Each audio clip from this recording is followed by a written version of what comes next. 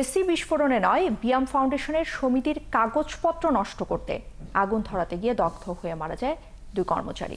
প্রায় 5 মাস পরে এই ঘটনার রহস্য উন্মোচন করে দুজনকে গ্রেফতার করেছে পিবিআই। সোমবার সকালে পিবিআই কল্যাণপুর অফিসে এক সংবাদ সম্মেলনে পুলিশ সুপার আব্দুর রহমান জানিয়েছেন, চলতি বছরের 28 ফেব্রুয়ারি ভোর রাতে ঢাকার ইস্কাটনে Bangladesh institute of administration and management ফাউন্ডেশনে ভোর রাতে একটি কক্ষে এসির বিস্ফোরণে 2 জন কর্মচারী মারা যাওয়ার তথ্য প্রচার করা হয়। অনুসন্ধানে নেমে পিবিআই জানতে পারে, অগ্নিদগ্ধ দুজনই সমিতির আলামত নষ্ট করতে নিজেরাই পেট্রোল ঢেলে আগুন ধরাতে গিয়ে অগ্নিকাণ্ডের শিকার হন।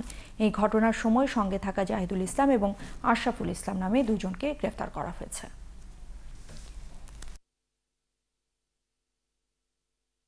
গ্রেফতার করার পরে সে স্বীকার করে যে ওই অফিসের প্রশাসনিক কর্মকর্তা জাহিদের নির্দেশে সে ক্যামেরাটি অফ করে দেয় এবং বাকি যে 2 জন মারা গেছে তাদের দায়িত্ব ছিল ওই রুমে পেট্রোল ঢেলে আগুন লাগাই দেওয়া।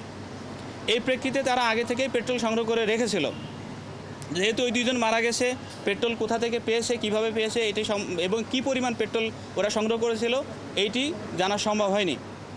পরবর্তীতে তার স্বীকারোক্তি মতে আমরা প্রশাসনিক কর্মকর্তা মিস্টার জাহিদকে গ্রেপ্তার করি। তিনিও আদালতে স্বীকারোক্তি দিয়েছেন।